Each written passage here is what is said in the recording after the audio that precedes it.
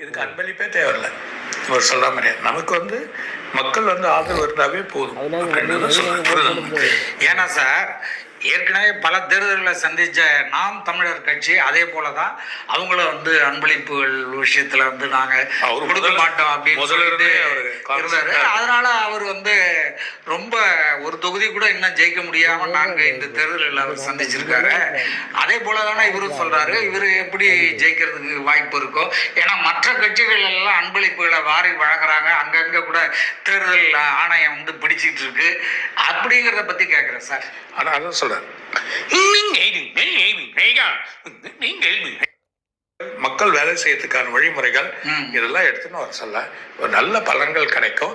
எல்லாருமே எனக்கு தெரிஞ்சு நிறைய பேர் சொல்லியிருக்காங்க, நிறைய பேர் இந்த வழிமுறைகள் கொடுத்துருக்காங்க. அன்பளிப்புன்றது சொல்ல முடியாது, சில சப்சிடி நம்ம கொடுத்துதான் ஆகணும் சார். மக்கள்ல சார் மக்களை வாழ வைக்க தாக்கல் செஞ்சு அதை பாஸ் பண்ணுறதுக்கு ரெடி ஆகிட்டு இருக்காங்க ஆளுங்கட்சி பிஜேபி. இதை எதிர்கட்சியான பிரதான எதிர்கட்சியான திமுக எதிர்க்குது. இதே போல் அவங்களுடைய கூட்டணியில், இந்தியா கூட்டணியில் இருக்கிறவங்களும் எல்லாரும் எதிர்க்கிறாங்க. இது என்ன ஆகுங்கிறது இப்போ நமக்கு தெரிஞ்சிடும்.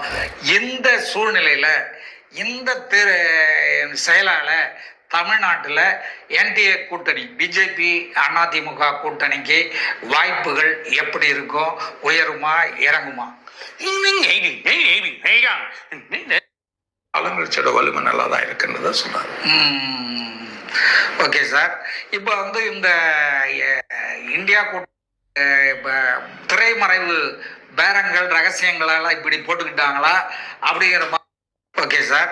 இப்போ இந்த இந்தியா கூட்டணி அந்த தேமுதிக கூட்டணியில ஆனா இன்றைக்கு எதிர்கட்சி லாஸ்ட் டைம் அவங்க பிடிச்சாங்க, இந்த தடவை கொஞ்சம் குறைஞ்சு வந்துடும் சார். தென் மாவட்டங்களை பொறுத்தளவுக்கு ஆளுங்கட்சி கூட்டணி மிக பலமா இருக்குது, பலமா இருக்கும். ஆளுங்கட்சி கூட்டணி தான் அங்கே நிறைய போன தேர்தலில் வெற்றி பெற்றது.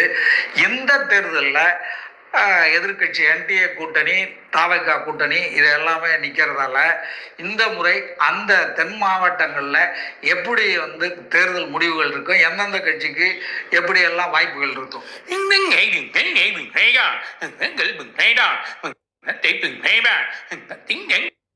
அந்த மாதிரி ஒரு கோட்டையா இருக்கக்கூடிய இந்த வட மாவட்டங்கள்ல எப்படி திமுகவினுடைய வெற்றி, அதிமுகவினுடைய வெற்றி, தாவேகாவினுடைய வெற்றி, நாதாகாவினுடைய வெற்றி எல்லாம் எப்படி இருக்கும்?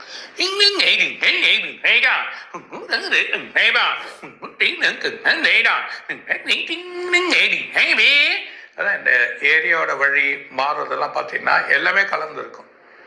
இந்த இடத்துல 10 சீட் வந்தால் அதில் 4 சீட் வரும், 4 சீட் வந்தால் அங்கே 10 சீட் வந்துடும். இந்த மாதிரி மாறி மாறி வர்றதை நம்ம பார்க்க போகிறோம்.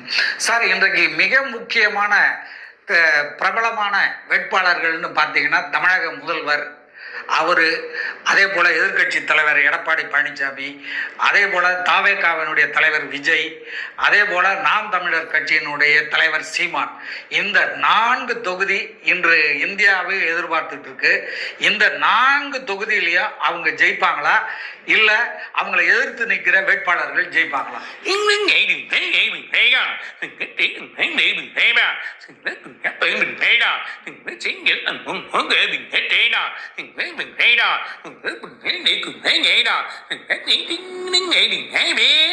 நாலு பேர், அதில் 2 பேரில் ஒருத்தர் திருச்சி அந்த பெரம்பூரில் நிற்கிறவருக்கு கொஞ்சம் பெரம்பூரில் ஒரு புள்ளி குறையும். ஆனால் திருச்சியில் அமோகமான வழிகள் வந்துடும்.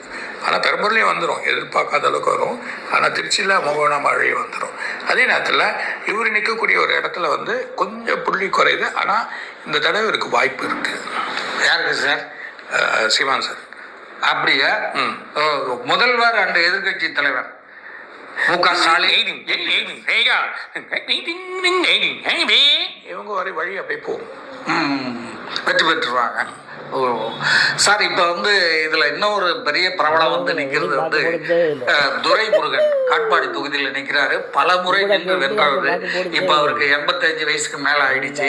அவரே வந்து தேர்தல் பிரச்சாரத்துக்கு போகும்போது ரொம்ப கஷ்டப்பட்டு தான் நடந்து போகிறாரு. வெளியில இருந்து பிரச்சாரம் பண்ணுறாரு.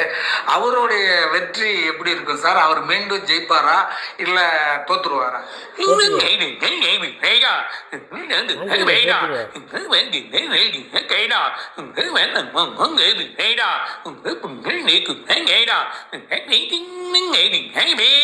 இந்த தடவை அவரோட வெற்றி இருந்தாலும் ஒரு புள்ளி குறையுது. எதிர்க்கிறவர் ரொம்ப பலமா இருக்காரு.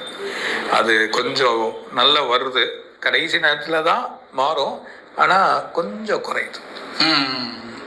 சார், ரொம்ப அருமையாக இந்த முறை தேர்தல் கணிப்புகளை சிறப்பாக துல்லியமாக வழங்கியிருக்கீங்க. தேர்தல் முடிந்த பிறகு மீண்டும் அடுத்த வீடியோவில் இந்த தேர்தல் கணிப்பு எப்படிங்கிறத அலசுவோம். அடுத்த வீடியோவில் மீண்டும் சந்திப்போம் சார். ரொம்ப நன்றி.